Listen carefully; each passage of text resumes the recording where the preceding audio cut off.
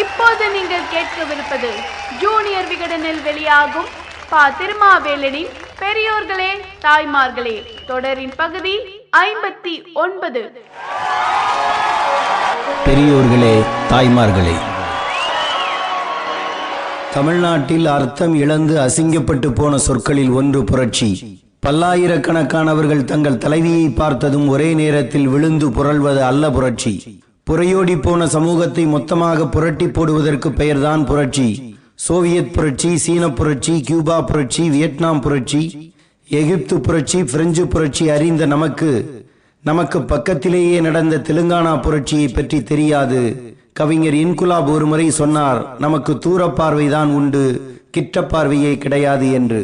கடந்த 200 ஆண்டுகால வரலாற்றில் தெலுங்கானா போராட்டத்துடன் ஒப்பிடத்தக்கதாய் ஒரே ஒரு இயக்கமாவது நடைபெற்றுள்ளதா என்று பசவ புன்னையா கேட்டார்.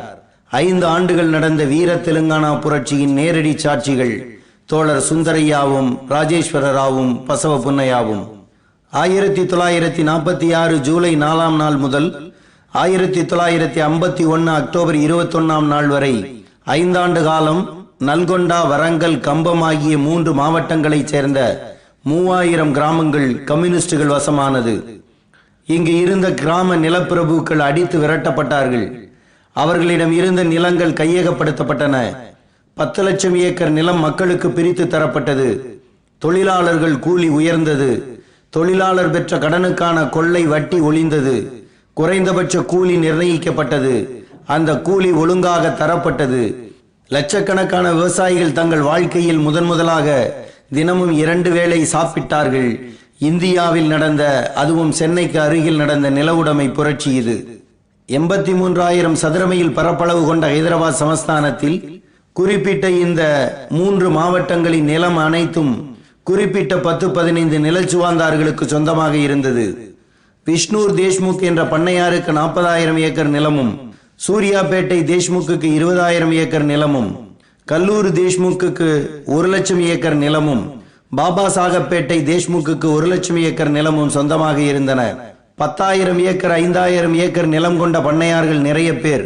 கண்ணாரெட்டி, பிரதாபரெட்டி ஆகியோருக்கு சொந்தமாக 1.5 லட்சம் ஏக்கர் நிலம் இருந்தது. ஒரே ஒரு மாந்தோப்பு மட்டும் 750 ஏக்கர். இந்த பண்ணையார்கள் விவசாய தொழிலாளிகளை நாயினும் கேவலமாக நடத்தினார்கள். கூலியே இல்லாமல் வேலை பார்க்கும்படி கட்டாயப்படுத்தினார்கள். அப்படியே கூலி தந்தாலும் அது 5 பேர் உள்ள குடும்பத்துக்கு ஒரு ஆள் சாப்பிடக்கூட காணாது. நிர்ணயிக்கப்பட்ட கூலியையும் ஒழுங்காக தருவதில்லை. கூலி கேட்டால் கடன் தருவது, கடனுக்கு வட்டி, வட்டிக்கு வட்டி, அந்த வட்டிக்கு குட்டி என்று போட்டு எல்லா தொழிலாளர்களும் கடன்காரர்களாக ஆக்கப்பட்டு இலவசமாக வேலை பார்க்க கட்டாயப்படுத்தப்பட்டார்கள். வாகனங்கள் அதிகம் இல்லாத காலத்தில் பண்ணையார்களின் குடும்பத்தினர் செல்ல பல்லக்குகளை தூக்க வேண்டும். குதிரை வண்டிகளில் அவர்கள் போனால் குதிரைக்கு முன்னால் இவர்கள் ஓட வேண்டும். சமையல் செய்து கொடுப்பவர்களுக்கு கூலி கிடையாது. சலவை தொழிலாளர்கள் இலவசமாக துணி துவைத்து தர வேண்டும். நாவிதர்கள் தினமும் வந்து பண்ணையார்களின் காலமைக்கு விட வேண்டும். பண்ணையார் தூங்கிய பிறகுதான் அவர் தங்கள் வீட்டுக்கு போக முடியும். கூலி தொழிலாளர்களின் மனைவிகள் தங்களது விருப்ப நாயகிகளாக நிர்ணயித்துக் கொண்டு பலாத்கார பந்தாட்டங்களை பண்ணையார்கள் ஆடினார்கள்.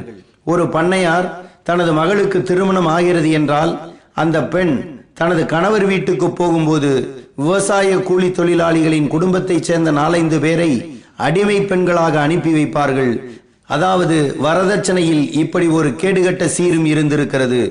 மொத்தத்தில் நிலம் இருந்தவன் அந்த கிராமத்து மக்களை பணமே கொடுக்காமல் குத்தகைக்கு எடுத்து வைத்திருந்தான். ராவி நாராயண ரெட்டி, பந்தமில்லா ரெட்டி என்ற 2 இளைஞர்கள் ஆந்திர மகாசபை என்ற அமைப்பை தொடங்கி இதற்கு எதிர்ப்பு தெரிவிக்க ஆரம்பித்தார்கள். இவர்களே பின்னர் இந்திய கம்யூனிஸ்ட் கட்சியோடு தங்களை ஐக்கியப்படுத்திக் கொண்டார்கள். அடிமைத்தனத்துக்கு எதிராக கிராம மக்களை இவர்கள் தூண்டினார்கள். ஒரு சில கிராம மக்களை சேர்த்தால் எதிரியை சமாளிக்க முடியாது என்பதால் 10-15 கிராமங்களை ஒரே நேரத்தில் ஒன்று கூட்டினார்கள். இந்த மக்கள் கத்தி கம்பு எடுத்துக்கொண்டு மற்ற கிராமங்களுக்கு போவது, நிலப்பிரபுக்களின் களஞ்சியங்களை உடைப்பது, தானியங்களை எடுத்து அந்த கிராமத்து மக்களுக்கு விநியோகிப்பது என்று கிளம்பினார்கள். கிராம படைக்குழு, கொரில்லா குழு ஆகிய குழுக்களும் எல்லா கிராமங்களிலும் அமைக்கப்பட்டன. நாட்டு துப்பாக்கி, ஈட்டி, கத்தி ஆகியவற்றை வைத்திருந்த இவர்கள் தேசிய கொடியையும் செங்கொடியையும் ஏந்தினார்கள். நான் கொரில்லா படையில் சேர்ந்திட உறுதி ஏற்கிறேன். சுரண்டலாட்சி மறைந்து மக்களாட்சி மலர்ந்திடும் பொருட்டு அயராமல் உழைத்திட உறுதியேற்கிறேன். என் கடன் போராடுதல், எதிரியை அழித்தல், மக்களுக்கு உதவுதல். ஆயுதங்கள் உயிரை விட மேலானவை. ஆயுதங்களை பெற்றிடவும் பாதுகாக்கவும் என் உயிரை கொடுக்க தயாராக இருக்கிறேன். ஒருபோதும் கோழையாக மாட்டேன். எதிரிக்கு பணியவும் மாட்டேன். சுடர்விடும் தியாக தீபங்களின் உதாரணத்தை பின்பற்றி நடப்பேன். செங்கொடியின் முன்னால் இவ்விதம் உறுதியேற்கிறேன் என்று சபதம் எடுத்துக் கொண்டார்கள் கம்யூனிஸ்டுகள். தெலுங்கானா ஆயுத போராட்டமும் அதன் படிப்பினைகளும் என்ற நூலில் தோழர் பி. சுந்தரையா வர்ணிக்கும் வரலாற்றில் வரும் மனிதர்கள்தான் உண்மையான புரட்சி தலைவர்கள், உண்மையான புரட்சி தலைவிகள்.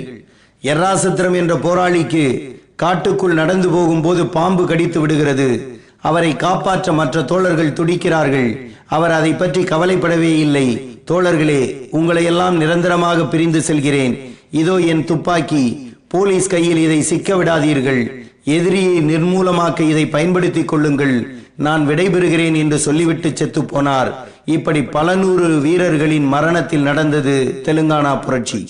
போராட்ட காலத்தில் பிறந்த மகனை தனது உறவினர்கள் இல்லத்துக்கு அனுப்பிவிட்டு இயல்பு வாழ்க்கைக்கு திரும்பிய பிறகு நான் தான் உன் அம்மா என்று சொல்லாமல் வாழ்ந்த வளர்ந்த பத்மாவின் வாழ்க்கையை விட புரட்சி என்ன இருக்க முடியும்? 5 ஆண்டு காலம் இந்த போராளிகள் எப்படி வாழ்ந்தார்கள் என்ற போர் தந்திரங்களை கவனியுங்கள். எந்த கொரில்லா போராளியும் பகலில் கிராமத்துக்குள் தங்கக்கூடாது. தங்கினால் கிராமத்தை சுற்றி காவல் ஊழியர்களை நிறுத்த வேண்டும்.